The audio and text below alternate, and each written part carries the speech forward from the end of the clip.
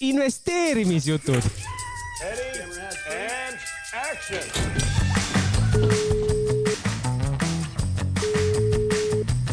Halloo, Pürs kuuleb. Tere, head investeerimisuulised. Te kuulate Eesti kõige praktilisemat investeerimisajast podcasti Investeerimisjutud. Täna on 18. juuni, kell on 18. Aeg on teine kui tavapäraselt lindistustel. Minu nimi on Tarmo Taninas, minu vastas hea sõber, kolleeg Meelis Maasik.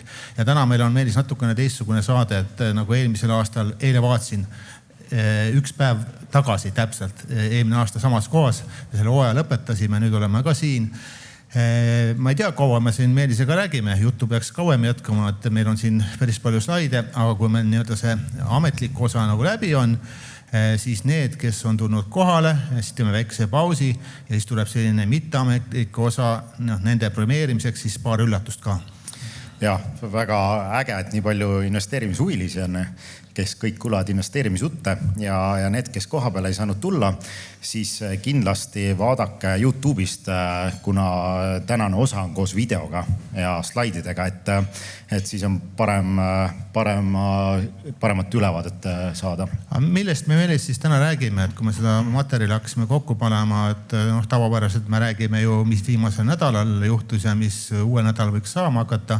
Võib-olla aasta võiks ka rääkida, et mis on siis selle hooaja nagu toimunud ja kuna nüüd suveperiood tuleb vahele, siis ütleme selle ka ära, et meil nüüd podcasti küll ei ole, aga blogis korra kuus me kirjutame ikka, et mis me siis nagu tegime ja mis me nagu mõtleme.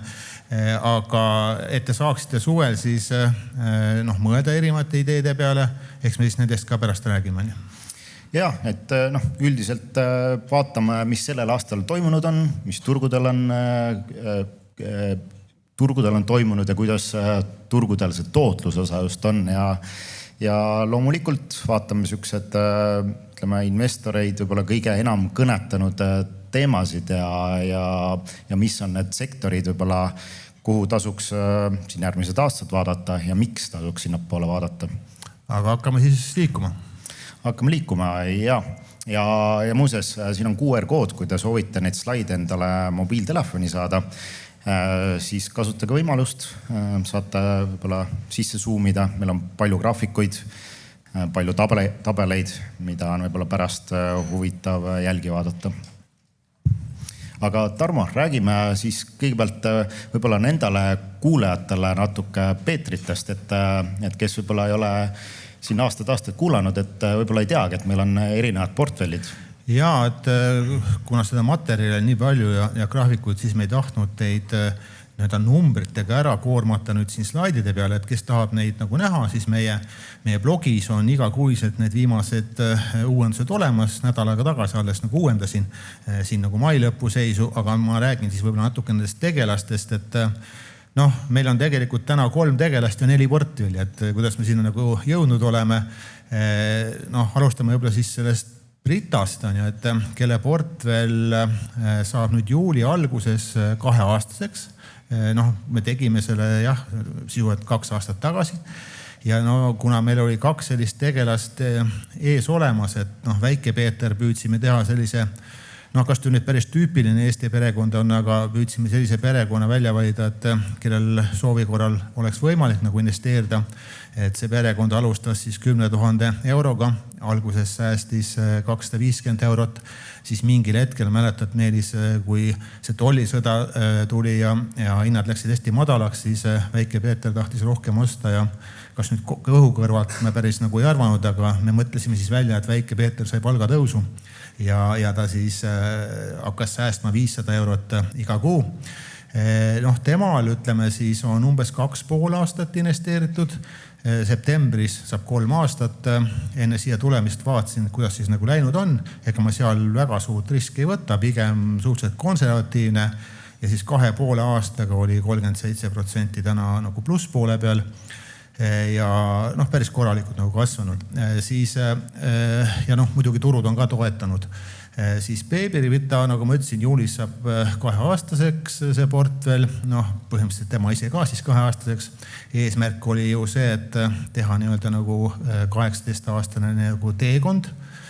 Ja et me siin tegime erinevad kalkulatsioone ka, et et noh, tema siis põhimõtteliselt alustas sealt enam-vähem 500 eurost, mis talle nagu vanemad siis ja noh, ütleme kingitustega sai selle raha ja siis vanemad hakkasid iga kuu 150 eurot investeerima, millest siis 80 eurot on lastetoetus, et siia tulles kuulsin raadiost, kus räägiti, et noh, Eesti riik on nii üle jõu elanud, et äkki võetakse lastetoetus kõvasti ära, et ma ei tea siis, mis siis väike beebi Brita tegema peab hakkama, eks me peame siis vanemad peavad rohkem toetama, et ei tahaks alla 150 võib-olla minna.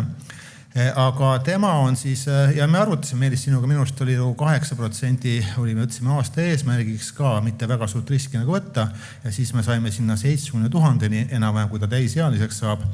Täna ta portfell on siis saab kohe 2 nädala pärast 2 aastaseks ja täna siis 2 aastaga on umbes 28%, 27,5% plussis.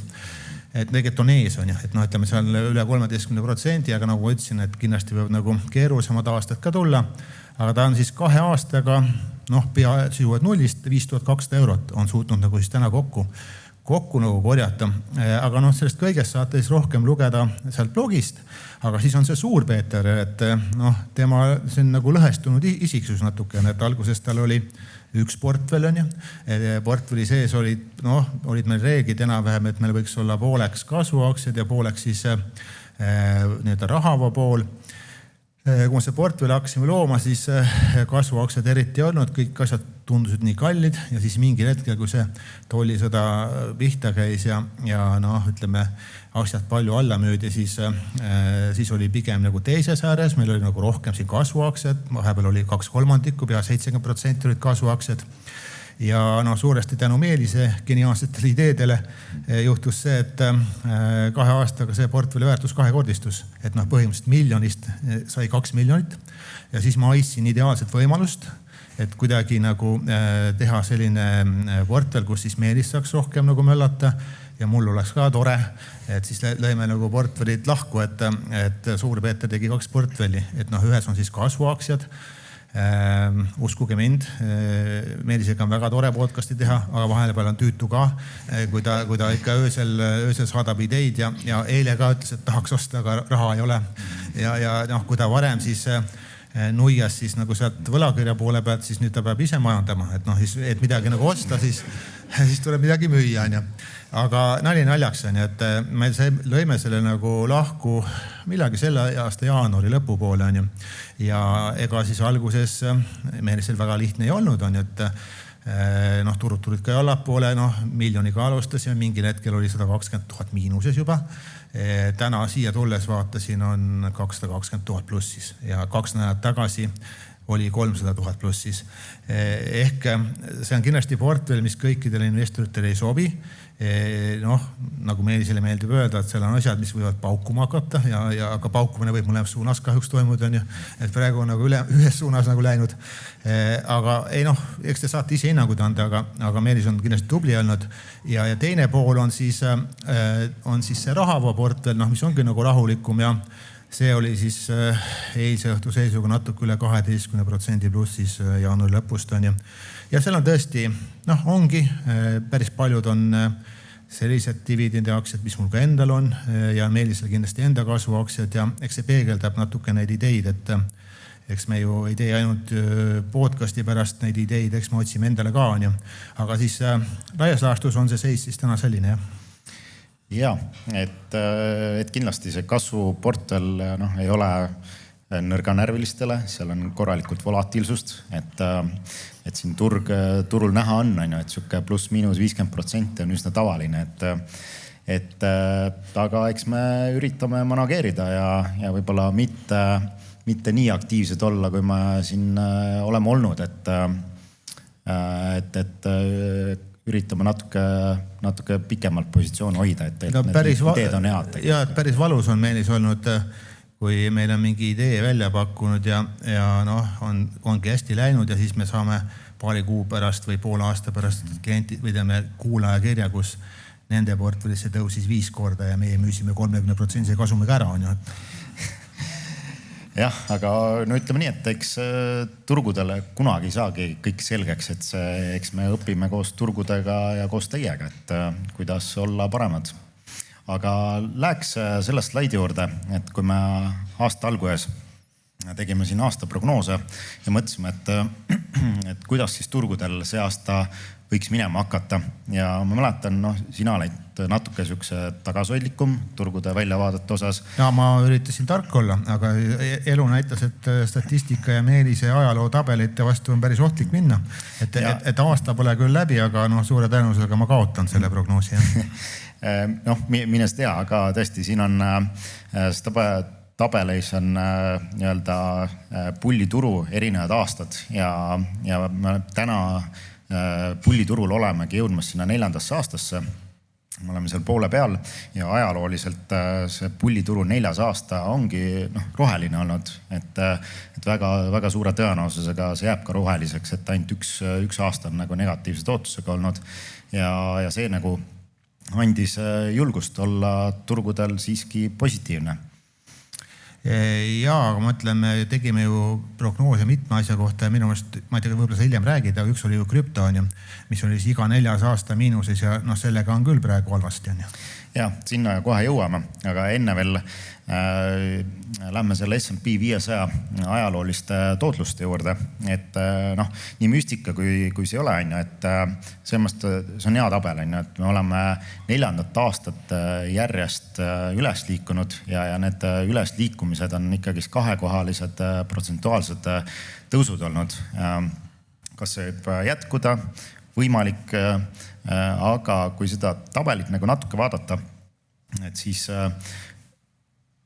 Iirt vist ei näe, aga siin mingisuguseid selliseid tsükleid võib ka sellest tabelist välja lugeda, et kui te näiteks vaatate seal 1948 algusega seda tulpa seal, et siis on nagu iga siuke 3., 4. aasta on ikkagi siuke punane aasta tulnud, et nende ilusate roheliste aastate vahel, et need tsüklid paraku on nagu siuke 3, 4, 5 aasta tagant, et korra tehakse siuke reset ja siis liigutakse edasi. Ja aeg-ajalt on ka siuksed supertsüklid, nagu ütleme siin 1982 kuni 1989, siuke järjest väga tugevad turgudel. See muidugi ei tähenda seda, et aasta sees ei toimu turgudel korrektsioone, et siin vahepeal võivad korrektsioonid päris sügavaks minna, et 1987 ka aasta sees oli turgudel 33% korrektsioon, samas aasta lõpetati plussis, on ju. Et nii-öelda selle ajaloolise keskmise tootluse hind selle tabeli põhjal on 10% aktsiaturgude keskmine tootlus, aga seejuures iga aasta keskmiselt on olnud 16% volatiilsus langus. Et see on see ongi see tootluse hind, on ju. Ja neid supertsükleid viimasel ajal, viimane oli siin tegelikult 2009, on ju, peale seda suurt kinnisvarakriisi, et siis oli sisuliselt, meil oli 9 aastat väga tugevat turgu, kus iga aasta nagu mindi üles, on ju. Ja, et sa sinna nagu tulid, et tavaliselt jah, et nagu saaks palju ja pikalt tõusta, siis vahepeal peaks nagu palju kukkuma ka, on ju, et see baas nagu allapoole tuleks, aga me rääkisime vist seda eelmistest podcastist ka natuke, aga tuletan meelde, kes kõik pole nagu kuulnud, et Meelis tõesti mainis, et pikaajaliselt 10% kanti see SP500 kipub nagu tõusma, kui me võtame väga pikaajalise kogu aegreaalselt, on see 9 kandis kuskil. Aga tõesti, kui keegi oleks investeerinud, ütleme üks päev vahetult enne seda 2008. aasta nagu krahhi, siis järgmine aasta oleks pool läinud, praktiliselt on ju SP500 oleks nagu raha pannud. Aga kui oleks nagu mitte midagi teinud ja tänase päevale lihtsalt nagu hoidnud, siis $100,000 või eurost oleks saanud üle $500,000 ja siis see keskmine aasta tootlus oleks ikka tulnud sinna 10% kanti. Ja see peabki nagu, see on võimalik ainult siis, kui viimastel aastatel meil ongi siin väga head suurepärased tulemused nagu olnud. Aga eks see nagu investeerimise puhul üks selline kuldreegel on, et kuidas sa ise enda tundeid suudad nagu hallata, on ju. Ja ütleme, teine pool on siis, kui hästi sa suudad neid väärtuseid vaadata, et millal midagi müüa või osta, on ju. Ja, et võib-olla ütleme, tuleb alati nii mõelda, et neid krahhe toimub ikkagist suhteliselt harva, et kui see krahh juhtub tulema, siis kasutage võimalust ja pange silmad kinni ja buy the dip. Ja Meelis, mis sinu jaoks on krahh? Kui palju turg pukkuma peab? No ütleme nii, et kui juba 20% S&P on all, no siis tõesti tasub väga agressiivne olla juba. Et ajalooliselt neid 20% suuremaid languseid esineb ikka väga harva. Et siin tabelist vaadata on ju viimane siuke oli 2022 on ju, enne seda oli COVID, 33% langust ja siis tegelikult ei oli tulnudki 2008. Jah, tõesti, et need on siuksed arukordsed võimalused, et kus tasub olla agressiivsem. Aga kui me nüüd vaatame siin, et 4 aastat tõenäoliselt meil tuleb siin plussi on ju, roheline värv võidab on ju, et ütlesin, 3-4 aastat pingutab välja, et nüüd on 2 varianti, et kas järgmine aasta meil on langus või on meil uus supersükkel? Jah, et kes teab, on ju, keegi ei tea, et tasub pigem tõenäosus on see, et tasub olla alati positiivsem, et ja see tabel järgmine on ka päris ilus roheline meri on ju, et siin on erinevad varaklasside liikumised ja ka siin vaata loeb seda tsüklit välja aeg-ajalt on ju, iga siuke 3-4 aasta tagant on nagu korra siuke punane lõinetus ja täna me oleme jälle siukse 4. roheline aasta ja ma näen siin ainult 2 negatiivset tootlust aasta alguses, on kuld ja Bitcoin. Kullaga on muidugi see lugu, et kuld oli sellel aastal juba 30% plussis vahepeal, kuni see nii-öelda väike siuke bubble mull lõhkes ja sealt nüüd tippudest on 25% allapoole liigutud, mis on aasta algusest kulla nagu miinusesse viinud. Ja siis see Bitcoin. Ma vaatangi, et üks number ei vahu sul siia ära tabelisse, et see Bitcoin on 15 aastaga iga aasta keskmisena 125%. Ja, et ütleme, kõik siin turgudel on tsükliline, nii nagu on ju ilm, meil on kevad, suvi, sügis, talv, nii on ka turgudel on erinevad raha nagu tsüklid on ja nii on ka Bitcoinil vähemalt viimase 15 aasta jooksul iga siuke 4. aasta tundub, et on nagu negatiivne olnud, seekord oli ütleme see 3. aasta ka kergelt ja see 4. aasta nüüd on väga suure miinusega ja peab nagu seda ütlema, et Bitcoin on pool enda väärtusest kaotanud ja väga suure tõenäosusega see aasta tehakse Bitcoinil põhjad ja millal need põhjad nagu on, minul endal isiklikult on töö juures väga hea indikaator. Meil on üks kolleeg on ju, kes on siuke permanentselt karune on ju ja kui eriti Bitcoini karu ja kui see Bitcoin ikkagist kukub nagu väga veriseks juba, et kui tema hakkab nagu väga hullult karjuma, I told you that see on nagu null väärtus, et siis on nagu siuke täielik ostukoht, see on nagu alati nii olnud, et siis tuleb lihtsalt tuimalt osta. Sul on kolleeg, mul on, ma arvan, 3-5 klienti, kes on kogu aeg kurvi taga on ju, et kui me siis pildi Meelisega kokku paneme, siis saab suhteliselt hästi hinnata. Ja, et hoiame Bitcoinil silma peal, kahjuks Peetritesse seda osta ei saa, et omad kriteeriumid, mis me sinna saame valida, aga eks me saame siis stuudios rääkida, kui tundub siuke trendi muutus tulevat, aga tõesti tasuks veel tähelepanu juhtida 2 viimasele veerule, et kus on siis 15 aasta tootlus, et 2011 kuni 2026 ja tõesti, kui vaadata on ju Bitcoini tootlust, ma ei tea, see protsendi summa on nii suur, et see on mitmed sajad seal X-id on ju. Aga Nasdaq on ikkagi hullumeselt ka hea peaaegu 20 on ju. Ja, et aga see, kes nagu on Bitcoinis seal algusest saati sees istunud, et see on saanud 121% aastast tootlust, et ulme number. Aga loomulikult ma ei tea ühtegi siukest inimest, et pigem võiks vaadata sinna tehnoloogiasektori poole, et siin on ka Nasdaq 100 indeks on ju 15 aastaga 1413% ja keskmiselt siis 20% aastas. Ei ole üldse halb on ju. Müügi koht, ma ütlen selle peale. Ja, et siuke täielik rohemeri. Aga liikudes edasi nagu globaalsete turgude juurde, et siin on üks slaid turgude tootlusest alates siis 2025 algus. Et minu arust need on ka väga müstilised numbrid. et siin on nagu päris, mõned turud on täitsa 3-kohalise protsentuaalse tootlusega. No Lõuna-Korea on muidugi, me oleme põgusalt sellest varasemates podcastist ka rääkinud, aga seal on põhimõtteliselt 2 firmat, kelle kelle osalus siis indeksis on natuke üle 55% on ju. Ja kui need aktsiad on nagu kosmosesse läinud, see on siis viinud üle 4 korraga kogu Lõuna-Korea börsi nagu ülespoole.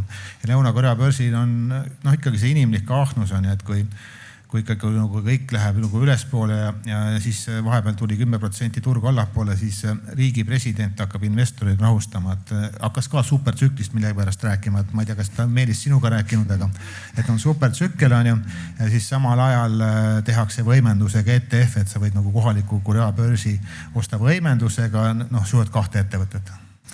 Ja, aga üldiselt tõesti, et ma arvan, et investoritel paar viimast aastat on olnud ikkagist väga head aastad. Aga ma ei näe Eestit siin. Kas on nii kole, et ei mahtunud just tabelisse? Jah, hea küsimus, et liiga väike ilmselt riik, et siin on sellised suuremad. Aga tõesti, et kui sa panid silmad kinni ja panid indeksitesse, erinevatesse riikide omadesse, siis tõenäoliselt sa oled 30-40% plussis ja tõesti, kui sa juhtusid valima seda Indoneesiat, et siis oli halb õnn, Indoneesia. Veel toredam, kui sa Venemaa börsile investeerisid. Jah, et siis on vist üldse läinud, et sinna ei saa enam ligi. Aga rääkides võib-olla natuke korrektsioonidest ka, et aktsiaturud, ongi siuksed, et nad ei liigu lineaarselt, on ju, et siuksed korrektsioonid ja volatiilsus käib asja juurde, et see on üks mängu osa, on ju. Ja ka see aasta, ma ütleks, meil on üks siuke suurem korrektsioon juba olnud, on ju, see oli seotud Iraani konfliktiga, kus turud kukkusid seal 10%. Huvitav on see, et see aeg oli enam-vähem sama kui eelmine aasta, on ju, väike nihe võib-olla, aga ikka samas kohas. Ja, täpselt, jah, see ilmselt kokku sattumus, aga pigem selliseid korrektsioone toimub iga aasta, mõni aasta 1, mõni aasta 2, mõni aasta 3, on ju, mis lähevad üle 5%. Ja need korrektsioonid on nagu erinevates variatsioonides, et alati on mingi põhjus, on ju. Selle aastane see põhjus oli sõda, on ju. Siin eelmine aasta oli hirmud AI bubble, see AI mullisuudes, kui tuli see korrektsioon seal 5,8%, on ju. Siis meil on, iga aasta on mingisugused majanduslanguse hirmud, siis meil on mingi viirused, siis on inflatsioonid, siis on, ma ei tea, raha hind, on ju. Et käib nagu käest kätte igast aastast aastasse, on ju. Ja kui vaadata selle tabelit, et siis 2009 aastast keskmine aastane korrektsiooni sügavus on 7,8%. Et millega siis iga investor võiks nagu arvestada, et üle 5% on üldjuhul juba tekivad siuksed kohad, kus natuke tasuks võib-olla osta. Ja vaata, Meelis, sul tõesti siin on, põhjust ongi vist praktiliselt kõik, mõni aasta vist on vahele jäänud, kus midagi suuremat ei juhtunud, on ju. Aga kui midagi suuremat ei juhtu, siis tõenäoliselt ongi aktsiahinnad ju laes, sest muresid ei ole. Ja, et see kahjuks, ütleme, kui te soovite olla investori aktsiaturgudel, et siis volatiilsus käib asja juurde. Et see järgmine tabel on MAX 7 aktsiate langustippudest, et ei saaks just öelda, et oleme nagu pulliturul, on ju, kõik aktsiaturud on ilusti üles liikunud, aga samas me ikkagist näeme nagu ikka siukseid top aktsiates väga suuri liikumise kohati, et kui sa mõtlesid, et aasta alguses okei, et sa lähed nagu kindla peale välja, võtad siin MAX 7 mingi top ettevõtte. Nagu eelmine aasta töötas ideaalselt. Jah, aga see aasta täitsa vastupidi on ju, Microsoft, ta on praegu ka vist üle 30% allpool oma tippudest, Meta samamoodi, et kui sa lähed nagu suurelt ikkagist üksik aktsiatesse, siis sa võid nagu päris korralikult kõrvetada saada ka kvaliteetsete ettevõtetega, on ju. Aga mis on positiivne, ütleme, rääkides pullituru keskmistest nii kestustest ja tootlustest, siis täna me oleme jõudnud pullituru pullituruga nii kaugel, et eelmistest põhjadest, mis oli 2022 aasta, me oleme jõudnud 100% kõrgemale ja seda siis 3,5 aastaga. Ja kui vaadata, millised ajalooliselt on pulliturude kestused ja tootlused olnud, et siis positiivne on see, et keskmine pullituru pikkus on 5,5 aastat, et justkui nagu meil on 2 aastat veel minna, et me jõuaks üldse keskmise pullituru kestuseni. Ja teine positiivne uudis on see, et keskmine tootlus selle 5,5 aasta jooksul on olnud 191%. Et täna me oleme alla 100% kandis. No vaata, meeldis päris palju selle AI, kas ta siis on mull või ei ole, igal juhul eufooria on kindlasti, on võrreldud selle sama 2000 aasta interneti aktsiate eufooriaga ja vaata, kui palju seal asjad üles läksid, et sellega võrreldes on ruumi küll ju. Ja, sellest veel pärast me räägime ja täpsemalt näitame erinevaid graafikuid, aga seda veel mulle meeldib. Meil on selles suhtes turgude tõusu osas täielik taganttuul, kui sellele graafikule või selle tabelile siin vaadata, et siis see aasta on ikkagist kirjutanud ennast jällegi ajalooraamatusse ja just sellega, et 9 nädala tõusuga, et 9 nädalaga turg siin tõusis on ju siin 19%. See teeb ajalooliselt 16.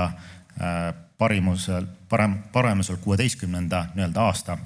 Ja mis mulle siin nagu meeldib on see, et kui siuke hästi tugev momentum turul on tulnud, kus ostetakse väga kiirelt aktsiad tagasi, siis ajalooliselt jälle vaadates, et sellest hetkest järgmised aastad, kas 1, 2, 3, me näeme ainult rohelisi numbreid jälle.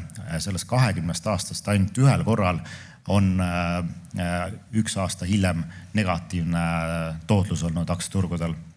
Et see on, ma arvan, päris tugev taganttuul, mis annab nagu usku ja kinnitust, et me oleme ikka jätkuvalt pulliturul ja see võib veel kesta. Ütleme, jah, nagu siin seal tabelis oli ka, et selliseid 9 nädala rallisid on nagu päris palju ajalooliselt olnud, et ma tõin nagu mõned rallid siin välja, et kui täna meile tundub, et me oleme hästi kiiresti põhjadest tõusnud, et okei, et nüüd tuleb korrektsioon ja see pidu võib päris kiiresti läbi saada, et siis tegelikult sugugi mitte, et neid näiteid on nagu ajaloos nagu hästi palju, et kus see trend nagu jätkub oluliselt kauem kui 2 kuud ja 3 kuud, et siin ma tõin mõned variandid välja, et 2009 aasta on ja 2019 aasta, et samamoodi kerge korrektsioon ja siuke väga tugev ralli 7 kuud järjest. Eelmine aasta näiteks 2025 samamoodi põhjadest 40% on ja vaata, kui ilus see trend on nagu läheb, et trend is your friend nagu, et ei tasu siin nagu alahinnata seda trendi tugevust. Samamoodi 2023 aasta, et peale sukast korrektsiooni, ilus momentum ja väga ilus trend 7 kuud. Ma näen siin on 4 graafikud ja 3 on 7 kuud ralli, et 7 on mingi maagiline number siin. Ma võtsin täiesti suvaliselt need. et loomulikult vahepeal lähevad korrektsioonid, meil just oli siin on ju kerge korrektsioon, siuke S&P, ma ei tea, kas ta ei teinud vist 5% seekord ära, kui juba tõusis on ju, et siuke tavapärane liikumine. Aga mis on selle kiire tõusu taga, siis me peame jällegi vaatama on ju ettevõtete tulusid ja kasumeid. Pluss ikkagi investor tahnus siin otsa. Ja see kõik see momentum, aga suures pildis, mis liigutab aktsia hindu, ongi revenued ja earnings. Ja kui vaadata sinna, kuidas eelmisel kvartalil ettevõtetel läks, siis läks väga hästi kasumaksja kohta 27%. See on USAs on ju. Selles mõttes, et me räägime USAst, nagu me vaatame igal pool mujal maailmas, siis selle kasumlikkusega pole üldse nii hästi, kui eriti Euroopas on ju probleemid. Ja, et sellepärast vist tasubki USA aktsiates sees olla. Et hoolimata Trumpist on ju. Ja, et aga ütleme, sellised hästi kiired kasumid aktsiate kohta üldjuhul tekivad peale sihukest recessioni või majanduslangust, kui nii-öelda turud ja majandus tuleb august välja. Et aga täna meil on mingid teised narratiivid, meil on see AI kogu see investeeringute buum, et tõenäoliselt see on see küte seal taga, mis seda turgu nagu edasi viib, et kõik need sõjad ja kütuse teemad, Iraan ja poliitilised teemad, turg vaatab nendest natuke üle ja see on turg, on ju. Siit edasi minnes, et ma panin siia ühe pildi, mis ilmastab, on ju, et millised need revenue kasvud siis on olnud. Et kui vaadata kõik neid suuremaid tehnoloogiaettevõtteid, siis tõesti need sihukese 12 kuu revenue'd on nendel 4 ettevõttel ligi 2 triljonit ja vaata seda tempo kiirust, kuidas need revenue'd on ju kasvavad. Et see on midagi müstilist, et need triljonid, need on nii hoomamatud numbrid, et see 1 triljon on nagu 1 miljonit. Ja neid ettevõtted, sa räägib praegu tuludest, aga me räägime ka aktsiate nagu turuväärtustest, siis meil on ka juba vasti mingi 15 ettevõtet, kus on nagu triljoni väärtusega. Ja meil on loomulikult ka esimene triljonär juba tekkinud, on ju, Elon Musk. Kuidas, kui sina oleks Elon Musk, et mis tunne oleks, kui sa oled rikkam, kui ma ei tea, Singapuri, Hongkongi ja mõned börsid kokku? Ei, väga hea tunne oleks, lihtsalt ilmselt see level oleks see, et triljonär, ta on esimene triljonär, on ju, et ilmselt siin liigutati juba nagu miljonärid täna on juba keskklass, on ju.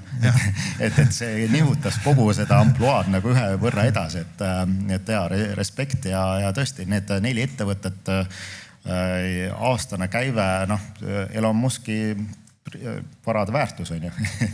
Et need on nagu meeletud summad ja tuleb ilmselt sellest ka aru saada, et kus need revenue'd lähevad siis. Need ei jää nagu ettevõtte kontodele istuma. Need revenue'd lähevad on investeeringuteks, kapetsi kulutusteks ja siin on üks Morgan Stanley prognoos, on ju, et kui nad eelmised aastad arvasid, et millised need investeeringute suurused võivad nendel ettevõtetel olla, siis nad on uuesti siin prognoose pidanud üle vaatama ja nad näevad, et need kõik samad ettevõtted investeerivad veelgi suuremaid summasid. No me näeme ju tegelikult, alguses nägime, et tehti võlakirjaemissiooni, on ju. Oraakliga oldi võib-olla keskmisest rohkem mures, et bilanss ei ole kõige tugevam ja kogu aeg, kui sa siis võlga tõstad, on ju, et kas siis nagu tulud ka seda ära hakkavad katma. Eriti kui me nüüd vaatame, et ameeriklastel on uus keskpanga juht, kes ka eilses nagu esimeses ütleme siis esinemises ei olnud väga nii-öelda investori sõbralik, et ei ole kuskilt näha, et see intress nagu allapoole tuleks, pigem võib isegi see aasta ühe korra nagu ülespoole minna, see võib-olla, täna turgu see muidugi juvita, see ahnus on nagu suurem. Aga siis, mis viimasel ajal on tegema hakatud lisaks võlakirja emissioonidele, aktsiaemissioon on ka ju tehtud, on ju. Ja võib-olla siin Meta plaanib teha, aga Alphabet on kõige võib-olla nagu tuntum, on ju, 80 miljardit ja sellest 10 miljardit oli ju Berkshire veel reserveeritud. Ehk põhimõtteliselt, kui meie eelmine aasta külastasime ka seal aktsionäride koosolekut, siis oli ka seal palju tähtsat ninasid eesotsas Apple'i juhiga kohal on ja ma arvan, vasti kutsutakse Alphabeti juht ka sinna koosolekule. Kindlasti siis neil on nagu päris arvestatav osalus, aga Aabel siis uue juhina usub ka sellesse, ütleme, millest sa räägid, on ju. Ja muidugi järgmine slaid tasuks jällegi tähelepanu pöörata, et McKinsey on ju ka analüüsis siin nende investeeringute, AI investeeringute suurust ja nende prognoosi kohaselt siis aastaks 2030 nemad näevad sihuke baasstsenaariumi puhul, et sinna globaalselt nagu investeeritakse AI nagu infrastruktuur ja taristusse umbes $5 triljonit. Ja see on baasstsenaarium, kui sa lähed... See on siis üle maailma või? Jah, globaalne. Ja kui sa vaatad nagu sihuke optimistlikumat stsenaariumit, siis see on 7,9 triljonit investeeringuid selle järgmise 4 aasta jooksul, et ütleme tõesti sihukest nagu investeeringute mahtu ajaloos ei leiagi, on ju. Et see on ka, ma arvan, et võib-olla erakordne võimalus täna sellest nagu osa saada, et sellistes nagu ütleme turu momentumites ma ei soovitaks olla nii-öelda sihukestest väga pikalt turvasadamatest igasugused dividendi või ütleme sihukesed võlakirjad, ütleme sihuke, et ärge ajaga taga mingi 3-4-5%. Me oleme supertsüklis, siin järgmise 5 aasta jooksul tuleb $5 triljonit nagu turgu, et kui te istute seal 3-4% turvasadamates, mis on loomulikult psühholoogiliselt väga mõnus istuda, saate rahulikult magada, aga kahjuks teid inflateeritakse nagu tasapisi välja siin turult, et järgmised aastad tõenäoliselt turgudel on generatsioonilised, kus sa saad nagu meeletult kasumit. Ja aga kui meil tuleb langus, siis on nii tore, et sul laekub dividendidest raha, aga sulle laekub kasvuaktsiast kuskilt mitte midagi. Jah, eks siin peabki selles suhtes kindlasti nagu närvi olema, et need mingid langused siin läbi istuma ja kui võimalik, siis jälle võtma selle tabeli ette ja siis tead, et see raha tuleb turgu siin. et selles mõttes hoidke ikkagist gaasi põhjas, et loomulikult eks investeerimine on väga sihuke psühholoogiline. Me oleme vist iga aasta rääkinud nagu mullidest. Turul nagu iga aasta mullid. No me elamegi nagu mullides, on ju. See aasta juba 1 või paar mulli siin lõhkes, on ju, kuld ja hõbe, on ju. Muuseas me hoiatasime ka päris seal tippudes. No natukene krüptot ka, on ju. No kas ta nüüd päris mull oli, aga pool on kadunud, on ju. Jah, et need mullid on tavaliselt, ütleme, sihuke üldine koguturu mull, seda õhtub pigem väga harva, samas need mullid on nagu erinevates sektorites, erinevates võib-olla isegi aktsiates, Bitcoinil me oleme näinud mitu mulli siin lõhkemas. Aga millal meie podcasti mull tuleb? Jah, kui kuulajate arv läheb üles hästi kiiresti. Kes kukub alla.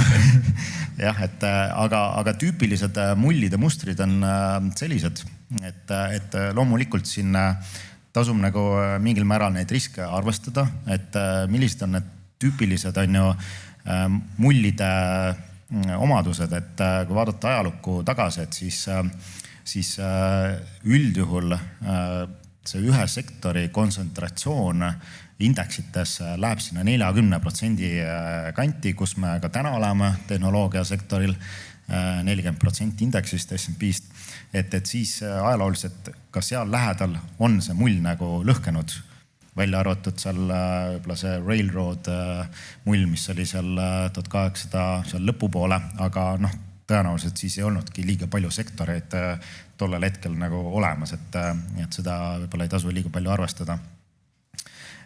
Ja see on üks ohukoht. Samas hästi palju on võrreldud seda tänast oletatat mulli on ju 2000 aasta .com-i mulliga, see oli ka tehnoloogia sihuke buum on ju. Et siin on üks huvitav tabel, kus on pandud siis tänane nii-öelda Nasdaq ja siis 2000 aasta Nasdaqi liikumine, et siis kui vaadata, kui võimas ikkagist aastal 2000 see lõputõus oli, et see oli ikka väga sihuke maniakaalne, ma ütleks, et sihuke blow of top, kus siin 3-6 kuu jooksul indeks läks peaaegu duublisse. Et siis täna mul ei ole sihukest tunnet, et me oleme nagu maniakaalsel turul, et ei, sellist ei ole jah, sellist järsku tõusu veel ei ole. Veel ei ole, siis liikudes edasi järgmise slaidini, siis siin on see sama asi, aga nagu pikema 5-6 aasta graafikul, et siin nagu on näha, et Nasdaq toona tõusis on ju 7 kuuga 100%, et jälle 7 kuud, mingi assi see 7 kuuga. See on mingisugune märk tõesti, aga te võite umbes on ju hoomata, et tänane see supertsükkel, millest see sai alguse, kui Nvidia tuli välja oma uue kiibiga ja 6 aega hiljem tuli välja ChatGPT, uus tehnoloogia, et see oli nii-öelda see Big Bang moment nagu turgudel, mis pani aluse täna selle innovatsioonitsüklile suuremas pildis. Et siis minnes tagasi sinna aastasse 1994, et mis oli toona see Big Bang moment, see oli Netscape'i brauser, mis tuli turule ja nii-öelda sellest loetakse nii-öelda see .com'i buumi algushetke.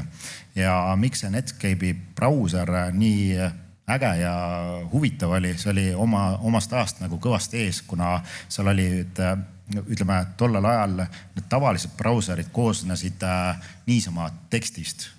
Väga lihtne tekst, interneti brauserid olid olemas, aga siis Netscape tegi nagu sükse läbimurde, kus liiguti pilti peale graafiliseks ja süke oluliselt parem visuaal, mis tekitas nagu sükse buumi ja hullumeelse arengu.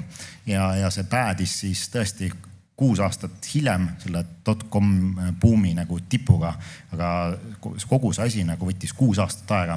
Et täna me oleme ikkagist alles siin 3,5 aastat nagu liikunud selles pulliturus, et ja kui vaadata neid graafikuid, siis tegelikult me liigume väga sarnases rütmis tõesti, et võibolla isegi see .com, see tõusutsükkel oli natuke kiirem, täna me oleme natuke maas, aga just need mullide, need supertsüklid on viimase 20% seal ajas, et kus teenitakse see kõige jõhkram raha nagu.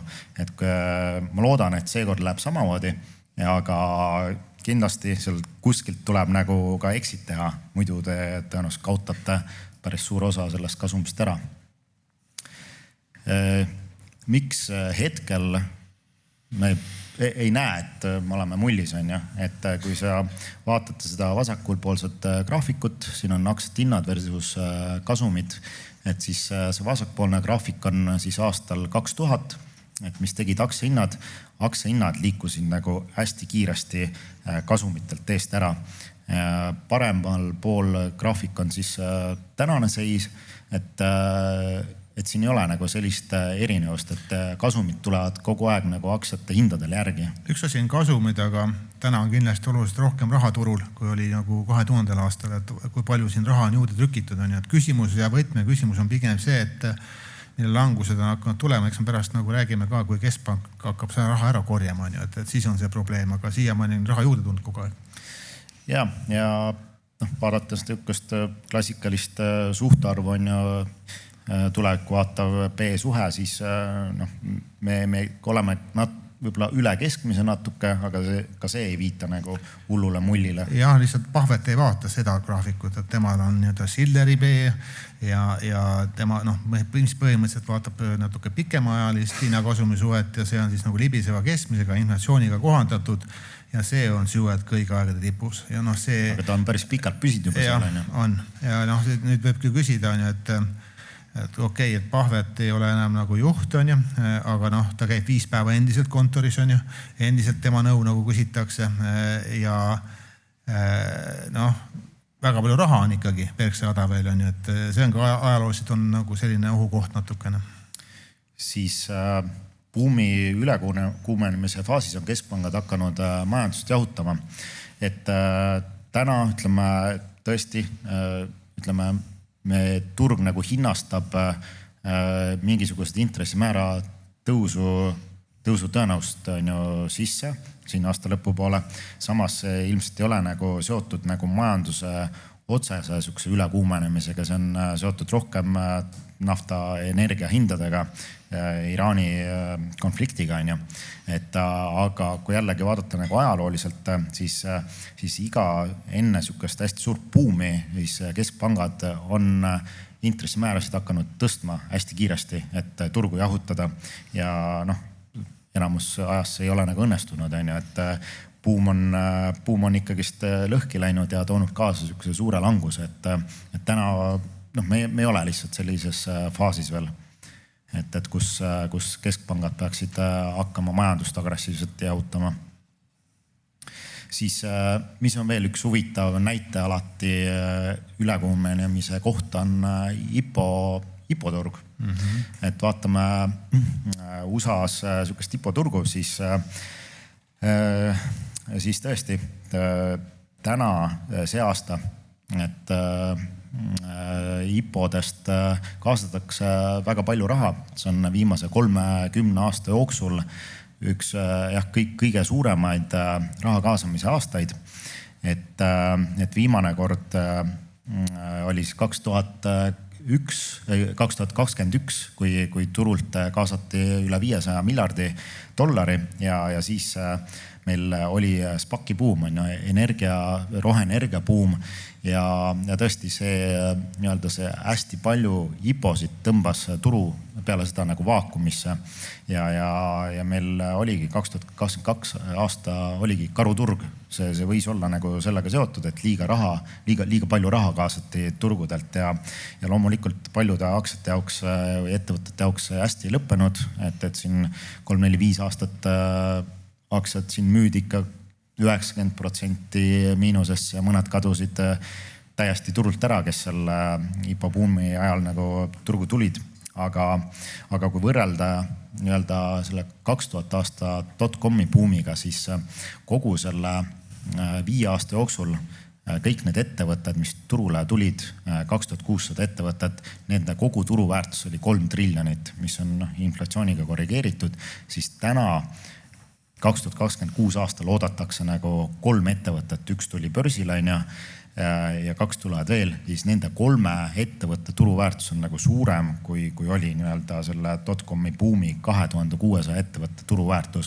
No selle asja nimi ongi raha inflatsioon ja varade inflatsioon, et no ikkagi raha on kõvasti jõudu trükitud ja eks need ongi sellised väga tõesti super mega käpid, mida väga harva tuleb nagu turule, et see nii suure nagu turuväärtusega, et ma ütleks, et kui need 3 ettevõtet välja arvata, et siis meil ei ole nagu sihuke ülekuumenenud turg nagu IPO-de suhtes. Jah, aga nad tulevad siin on nagu võidujooks investeeringutele ja võidujooks investorite rahale ka on ju, et ikkagi kes viimaseks jäävad, nendele võib-olla ei jagu seda raha enam nii palju. Jah, tõesti, et see, kui nad kõik 3 ettevõtet börsile tulevad, siis turul võib nagu mingisugune vaakum tekkida, et palju raha tõmmatakse sinna uude IPO-desse. Aga IPO-dest rääkides, siis miks me võib-olla ise ei ole nagu liiga palju tahtnud IPO-des kohe osaleda, siis on puhas statistika. Ütleme, Eesti investor USA omades ei saagi osaleda, et võib kaudselt läbi mingite osaluste, mis me rääkinud olema, aga otse ei saa. Jah, ütleme nii, et võib-olla kui sa otse saad IPO-s osaleda, siis on veel okei. Kui sa pead nagu esimesel päeval sinna sisenema, kui aktsia on juba teinud siin 30-40-50% on tõusu, et siis on väga ohtlik sinna siseneda.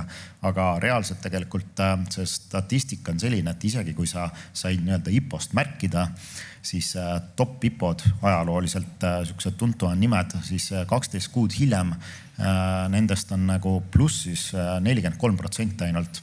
Ja kui sa ostad IPO esimesel päeval kõrgemalt juba, siis tõenäoliselt see number on veelgi väiksem ja keskmine nende aktsiate tootlus 12 kuud hiljem on -9%. No ameeriklased on ju müügimehed, need müüvad kõik sulle maha.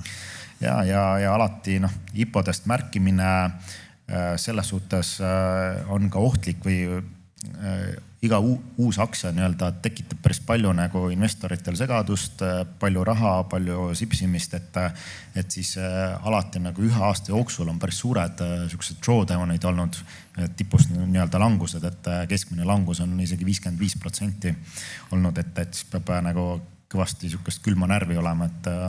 Aga no pigem ikkagi selle statistika põhjal tasub nagu oodata ja lasta settida ja siis vaadata, et mis ärimudel on. Jah, täpselt. Siis mis veel on võib-olla siuksed ohukohad täna on, et siin vahepeal räägiti hästi palju siukesest ringmajandusest, ringkäive, et mis võib olla siuke müügitulude mull, et kui me vaatame, et kuidas kõik need top ettevõtted omavahel seotud on, et siis on nagu müstika, nad on liiga palju omavahel seotud. Vaadates siin, kes on OpenAI's on investeerinud, kõik Microsoft lubanud 280 miljardit on ju, Oracle, Amazon, et need kõik investorid annavad OpenAI'le raha, on ju, OpenAI läheb Nvidia juurde, ütleb, et kuule, mul on kohe raha tulemas, mul praegu ei ole, aga anna mulle juba kiipe või sa saad mingi osaluse, on ju. Ja siis samamoodi see nii-öelda need samad dollarid jõuavad kuidagi uuesti ringlusesse, uute ettevõtete vahele ja lõpus nagu tegelikult ei saagi aru, et palju sellest ühest dollarist on nagu uus raha, et see on nagu üks sama dollar nagu käib erinevate ettevõtete vahel, kõik need ettevõtted genereerivad selle võrra rohkem revenue'd, mida suuremad sul on revenue'd, seda suuremad on ettevõtete valuation'id, seda lihtsam on jälle sul rohkem raha tõsta ja see nagu jätkub. Aga vaata, Meelis, ennem rääkisid, et revenue'd on kasvanud siin triljonites, et noh, me võime siin pool maha võtta kohe siis, no nii. Jah, et ma ütleks, see kindlasti nagu on see risk, on, et see üks sama raha nagu keerleb, et lootuses selle peale, et mingil hetkel see AI hakkab päriselt nagu kasumit tooma ja siis tuleb nagu turu pealt uut raha ka. Et jah, need on need võib-olla riskid, millega peaks nagu arvestama, et kohati on nagu keeruline turg. Ja et see on see turg, kus me täna oleme. Ma saan aru, et sa oled need minu väärtusinvestori raamatud sinna nurka visanud, et kas need visatakse nüüd päris ära või sa lihtsalt koristad seal midagi? Jah, ütleme selles suhtes tõesti, et me oleme nagu täiskäigul sisenenud uude innovatsioonitsüklisse ja kõikidel sellistel value investoritel ei ole selles tsüklis midagi teha,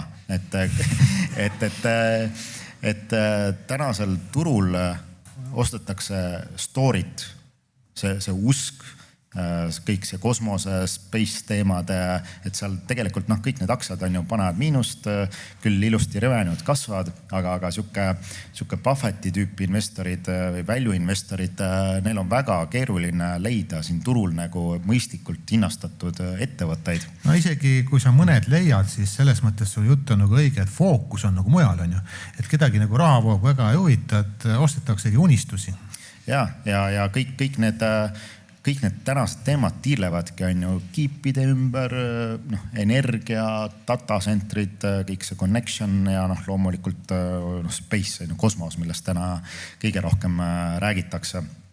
Aga siis me mõtlesimegi, et millest me siis täna veel on ju räägime, et kuna nendest datacentritest on nagu nii palju räägitud, et kõik see datacentrite infrastruktuur, sinna läheb 5 triljonit. Et kuidas nad töötavad? Jah, et mis asi see siis on, et kas keegi nagu aru saab. Kas sina, Meelis, saad aru? Sa tegid kogu töö, saad aru? Et ka mina päris täpselt ei saa, aga ma leidsin väga huvitava sihukese pildi, et kus on üsna lihtsalt see asi nagu lahti seletatud. Et sisuliselt siin ongi visuaalne pilt kogu sellest energia infrastruktuurist, mis on vajalik andmekeskuste töös hoidmiseks. Ja suures pildis, seal on 2 erinevat layerit või sihukest taset, et üks on see energia tootmine ja teine, sinna sama valdkonda kuulub ka see nii-öelda toimetamine andmekeskustesse.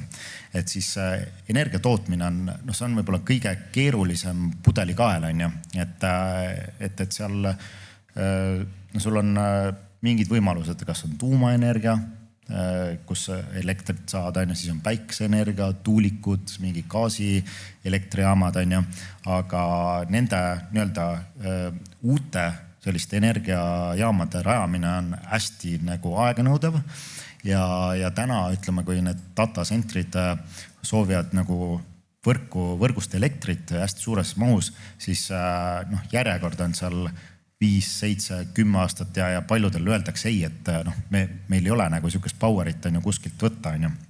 Vaata need suured, kõige suuremad tegelased AI vallas on ju, need ju teevad otse diile ja suurte elektritootjatega, et toodavad ka ainult neile. Ja siin Metad ja Amazonid, Microsoftid. Et nad ongi täitsa nagu investeerinud sellesse, et siin ehitatakse tulevikus uusi tuumaelektrijaamu, on ju. Aga siit võib-olla leiab ka selliseid suuremaid energiaettevõtteid, et mida võib vaadata, on ju, siin Vistra, on ju, Talent Energy, GEV, on ju, et kes nii-öelda tegutsevad nendes selles infrastruktuuri osas, on ju. Ma vaatan, et siin Jerome Powell pani ameti maha, et on oma tööstusettevõtte siin teinud, et Powell Industries. et jah, et sarnane nimi. Aga siis see teine layer on siis sellised ettevõtted, kuhu kuuluvad sellised, ütleme, väiksemad, lokaalsemad elektrijaamad ja alajaamad, on ju. Seal on muuseas ka see Bloom Energy, on ju, kes nii-öelda pakub datacentritele sukest lokaalset elektrit fuel cell tehnoloogia näol. See on nagu üks lahendus ja ka võib-olla tasuks vaadata ka selliseid väiksemad ettevõtted just, kes pakuvad selliseid alajaama ja kogu seda elektri infrastruktuuri, on ju. Ja see on see koht nüüd, kus tegelikult see elektri, see suur kõrgpinge teiseldatakse väiksemaks pingeks, et mis siis tasapisi liigub sinna datacentritele lähemale ja sinna sissepoole. Ja siin võibki vaadata, mis seal nii-öelda AI factories või datacentrites siis sees toimub, on ju. Et kõigepealt, et sinna elektrit sisse saada, siis sa pead nagu teiseldama vaheldusvoolu alalisvooluks, see on see AC-DC, süüst nagu kõik kodus olevad need laptopid, mobiilid, et kui sa neile mingi kõrgpinge taha paned, need kõrbevad paugust läbi, on ju. Et siis seal datacentrites sees ongi hästi palju erinevaid nii-öelda seadmeid, hästi palju erinevaid ettevõtted, kes toodavad neid seadmeid, igasugused inverterid, UPS-id, jahutusseadmed, on ju, kogu see juhtmestik, on ju. Et seal on nagu hästi palju erinevaid layerid, on ju. Ja lõppude lõpuks sa jõuad alles sinna kiipidesse, need racksid on nii-öelda need suksed külmikumoodi nii-öelda kogumikud, kus need kiibid nagu sees on ja seal on ühesõnaga need chipid, mis vajavad nagu hästi nõrka sukast voolu, et seal toimub veel selle 48 voldi pealt selle voolu alandamine nagu neile sobivasse faasi, on ju. Ja seal on hästi palju ettevõtteid, et kes toodavad igasugust väikest komponenti eraldi, on ju. Kas sa nüüd plaanid suurele Peetrile need kõik ära ostama? Sellest räägime hiljem, on ju, aga see on tegelikult täitsa enda valik, et millises ettevõttes te näete kõige suuremat sukest potentsiaali, et kui täitsa on nagu sukse kiibi levelile minna, on ju, et see kiip pannakse kokku ka nagu sadadest juppidest, on ju.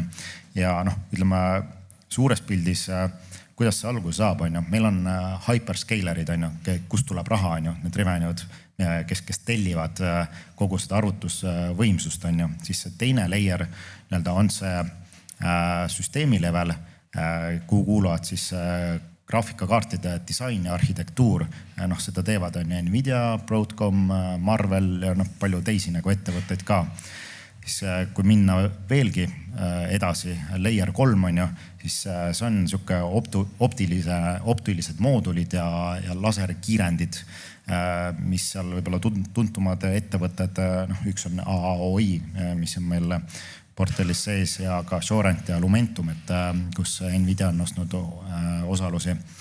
Siis veel saate edasi minna 4. layer, et see on nüüd silicon waversid ehk need kiipide alusplaadid, on ju, ja toormematerjalid, et need ettevõtted seal nii-öelda töötlevad neid haruldasi muldmetalle ja toodavad neid kiipe. Ja see 5. level on siis, seal on juba sellised ettevõtted, kes nii-öelda toodavad seda puhast semikonduktorit toormematerjali, et neid leveleid ja võimaluse nagu investeerida on nagu hästi tohutult, et siis seal nagu iga investor tulekski nagu peaks tegema enda sükse analüüsi ja vaatama, kus on kõige suuremad pudelikaelad, on ju. Ja kus on tema teadmistes kõige suuremad eelised turu keskmise investori vastu, on ju. Ja ütleme siin liikudes edasi, et mis meile siin huvitav tundub, et kus see kasv võiks nii-öelda need järgmised aastad olla, on ju, siis seda me teame, et see suur võrguelekter, see on juba nagu minevik, kõik on aru saanud, et sealt nagu rohkem powerit kiiresti peale ei tule, et me peame leidma mingid uued lahendused, on ju. Ja siin on nii-öelda 4 erinevat infrastruktuuri kihti, millest me natuke põgusalt rääkisime ka, on ju, et kus need ettevõtted on. Esimene kiht on ju kogu see energia infrastruktuur, nagu kuuluvad trafod, inverterid, igasugused elektrifirmad, kes nii-öelda ehitavad seda elektriga seotud infrastruktuuri. Siis see teine kiht on jahutusseadmed, on ju. Seal on erinevad ettevõtted, kes pakuvad õhkjahutust, seal on ettevõtted, kes pakuvad nende kiipidele sukseid külmaplaadi tehnoloogiaid kuni sinna välja, et on liquid cooling, on ju. Et ka hästi palju erinevaid ettevõtteid ja nendel ettevõtetel kõigil on nagu taganttuul. Siis kolmas kiht on nii-öelda need optilised lahendused, on ju. Et kõik serverid, need racksid, laserid, kaablid, valguskaablid, mis on nii-öelda serverite ja nii-öelda turu vahel, on ju. Seal on nagu tohutu nõudlus järgmised aastad. Ja täna me oleme seal 4.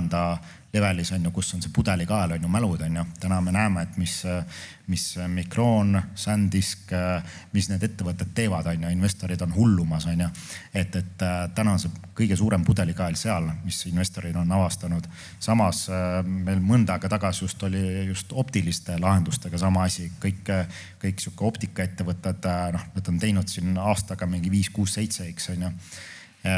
Ja ma arvan, et järgmised aastad nagu see raha nagu otsibki nende 4 sektorite vahel neid pudelikaelu. Vahepeal see on nagu mäludes, siis see liigub jälle optikasse, jälle siis võib-olla coolingusse ja siis jälle sinna energia poole. Et need on need sektorid, nagu, mida siin tasub nagu jälgida ja enda jaoks võib-olla selgeks teha.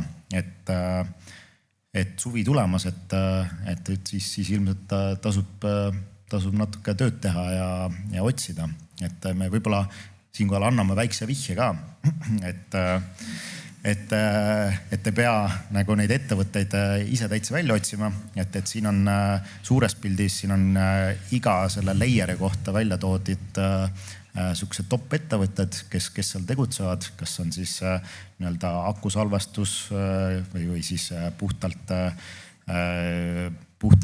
hyperscalerid, on ju, kes on seal mälude, kes on neocloudi sektoris, et valik on nagu teie, et kas võtate igast sektorist ühe või siis võite ka kõike võtta, on ju, 50 aktsiat, et siis te teate, et olete selles nii-öelda AI buumis täielikult kõik osad nagu ära katnud ja ilmselt seal on mõistlik istuda vähemalt 2030. aastani sees, et ja siis teist võib saada täitsa jõukas inimene.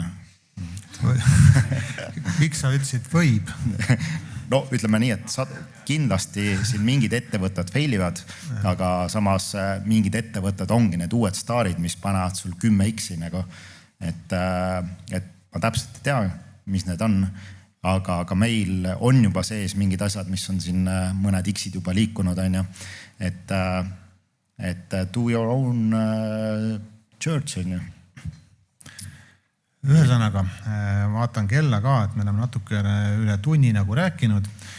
Võibolla sellel ongi nagu paras hetk tõmmata korra nagu pausi. Tänada kõiki neid, kes on meid vaadanud ja kuulanud interneti kaudu. Ja ütleme, me siis jätkame siin pärast natukene, ütleme siis selle üllatuse poolega, kes on kohale tulnud. Aga kuna tuleb siin suveperiood ka, siis meil nüüd eetris saated küll ei ole, aga te võite loomulikult meile samale meiliaadressile kirjutada, et investeerimisjutud@swedbank.ee ja siis kirjutada, et kuidas me peaks nagu sügisel jätkama, et kas me üldse peaks jätkama, on ju. Võib-olla te olete meist ära väsinud juba, või oleme meie ära väsinud, et ma ei tea, Meelis, et igal juhul kõik soovitused on oodatud, et kuidas saaks saade veel nagu põnevam ja parem, et me ei tee seda ju ütleme, mina ei tee Meelise pärast ja Meelis ei tee minu pärast, me teeme ikka nagu teie pärast seda saadet. Kuigi vahepeal Meelisega siin räägime, et me saade on ju esmaspäeviti on ju ja siis kui paljud kolleegid siis nädalavahetusel puhkavad, siis meie peame nädalavahetusel otsima ja tööd tegema ja natuke, kui sa oled nagu lehmapidaja, et ei saagi nagu puhkusele minna, et lehma vajab lüpsmist kogu aeg on.